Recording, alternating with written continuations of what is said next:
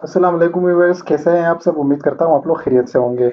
मैं हूँ वकास अहमद और आप देख रहे हैं मेरा YouTube channel the skills expert. आज इस वीडियो में हम बात करेंगे एक ऐसा अहम टॉपिक जिससे पिछले टेस्ट में भी और अभी रिसेंटली जो टेस्ट हो गए हैं उनमें भी बहुत ज़्यादा एमसीक्यूज आते हैं।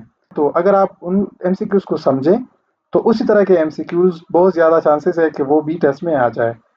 लेकिन एमसीक्यूज में जाने से पहले मैं आप लोगों को ये एक टेबल दिखा रहा हूँ, क्योंकि यही टेबल से ज़्यादा नहीं तो 2-3 एमसीक्यूज ज़रूर आएंगे। और वो ये है कि सबसे पहले आप लोग ये समझ लें कि ये जो प्रोनाउंस होते हैं, तो प्रोनाउन सिर्फ एक किस्म के नहीं होते। जिस तरह आप लोगों ने याद किए होंगे कि I, we, you, he, she, it and they. ये प्रोनाउन अभी ये जो मैंने आप लोगों को अभी डिस्कस की, ये प्रोनाउन जो भी मैंने बता दिए, इनको कहा जाता है सब्जेक्ट प्रोनाउन या इसको कहा जाता है पर्सनल प्रोनाउन। अब इस पर्सनल प्रोनाउन या सब्जेक्ट प्रोनाउन के मुख्तलिफ अकसाम हैं। जैसे इसके पोजेसिव एडजेक्टिव होते हैं, पोजेसिव प्रोनाउन होते हैं, रिफ्लेक्सिव प्रोनाउन होते हैं और ऑब्जेक्ट प्रोनाउन होते हैं। तो स्पेशली ये तीन जो है, पोजेसिव प्रोनाउन, रिफ्लेक्सिव प्रोनाउन और ऑब्जेक्ट प्रोनाउन, बहुत ज़्यादा एमसीक्यूज इसी से बनाए जाते हैं। तो आप लोग सिर्फ ये याद कर लें कि अगर for example I as a pronoun is a personal pronoun, so my is the possessive adjective of I, mine is the possessive case of the pronoun, myself is the reflexive pronoun, and me is an adjective of I. इसी तरह we, our, ours, ourselves, us, you, your, yours, yourselves, you। तो video पास करके इस table को थोड़ा study करें। अब हम जाते हैं एमसीक्यूज की तरफ। सबसे पहला एमसीक्यू जो है कि which one of the following is a personal pronoun. So personal pronoun मैंने आप लोगों को अभी यहाँ पे टेबल में ये भी बताया कि ये जो पहला रो है, सॉरी ये जो पहला कॉलम है, तो इन कॉलम में जो प्रोनाउन दिए गए हैं इनको पर्सनल प्रोनाउन कहा जाता है। तो यहाँ पे शी उसी कॉलम से उठाया गया है, तो इसका मतलब यह है कि she is the correct answer. Question number 2 पे आए कि choose the correct reflexive pronoun for the sentence. So reflexive pronoun, अब यहाँ पे टेबल में आप देख सकते हैं कि रिफ्लेक्सिव प्रोनाउन वही है जिसके आखिर में सेल्फ आते हैं, सेल्फ या सेल्फ्स। तो ये सारे सेल्फ वाले जो प्रोनाउन हैं उनको क्या कहा जाता है, उनको रिफ्लेक्सिव प्रोनाउन कहा जाता है। तो he cut himself while shaving. Question number 3 है identify the possessive pronoun in this sentence.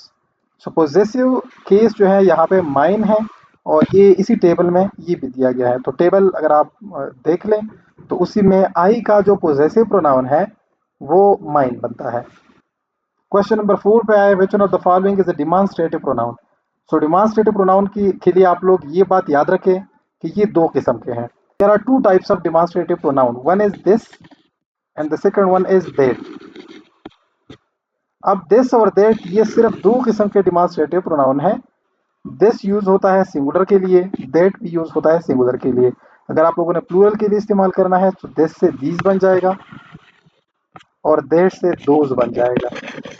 सो अगर दीज या दोज या दिस या दैट ये चार किस्म के अल्फाज जुमले में आए तो ये क्या कहा जाएगा, ये डिमॉन्स्ट्रेटिव प्रोनाउन कहा जाएगा।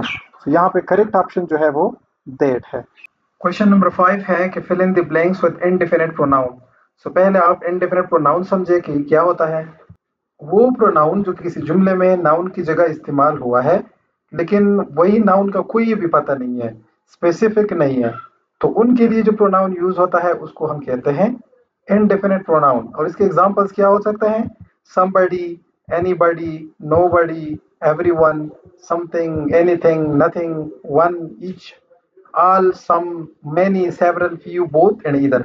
ये जितने भी प्रोनाउंस हैं तो ये इनडेफिनिट प्रोनाउन के अकसाम हैं।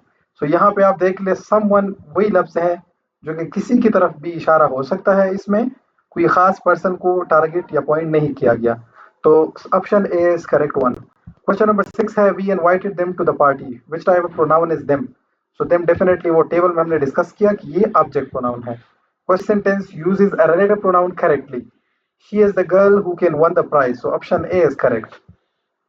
which provide more information about a noun or pronoun। अब ये किस चीज का डिफिनेशन है, ये रिलेटिव प्रोनाउन का डिफिनेशन है कि रिलेटिव प्रोनाउन वही प्रोनाउन है जो कि सिर्फ नाउन या प्रोनाउन के बारे में एडिशनल इंफॉर्मेशन दे रहा है वो।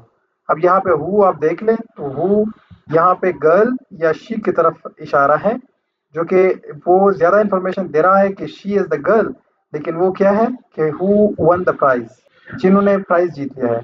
तो अब यही रिलेटिव प्रोनाउन हो गया। क्वेश्चन नंबर 8 पे आए, which one of the following is a compound personal pronoun.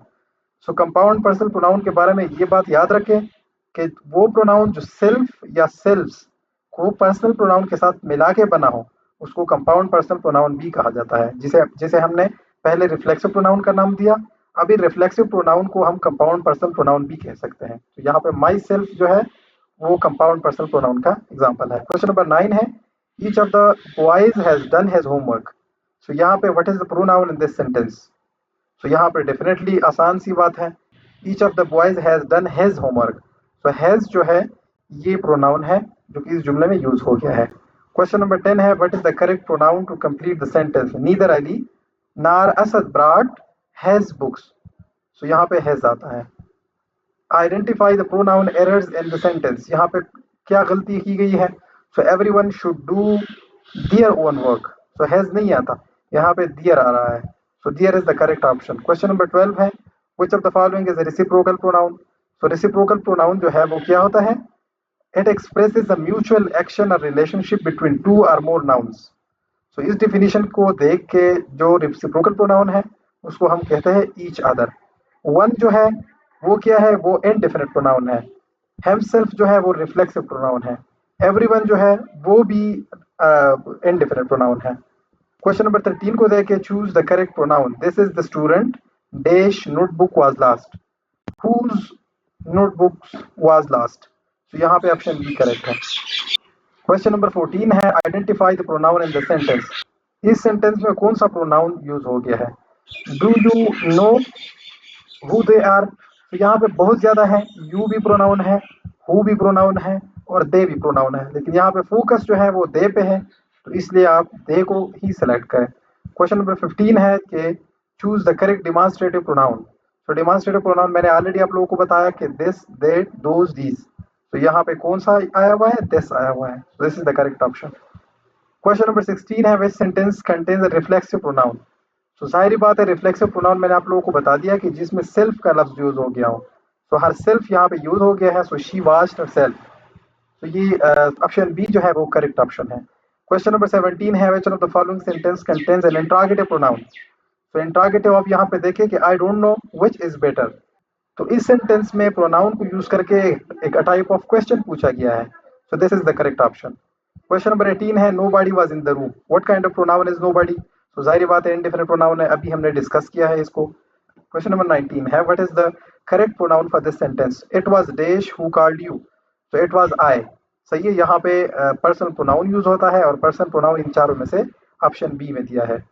Which one of the following is not a pronoun. यहाँ पे प्रोनाउन कौन सा वर्ड ऐसा है कि प्रोनाउन नहीं है। तो option c quickly is the word that is not pronoun.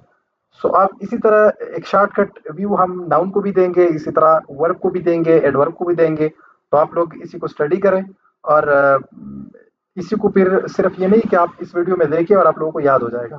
इसी वीडियो को एक बुनियाद बना के आप लोग इसको बुक्स में भी पढ़ लें, यूट्यूब पे और भी एक दो वीडियोस देख लें, तो आप लोगों को प्रोनाउन जो है वो फाइनल हो जाएगा। इसके बाद हम जाके दूसरा पार्ट्स ऑफ स्पीच जो है वो शुरू करेंगे। शुक्रिया।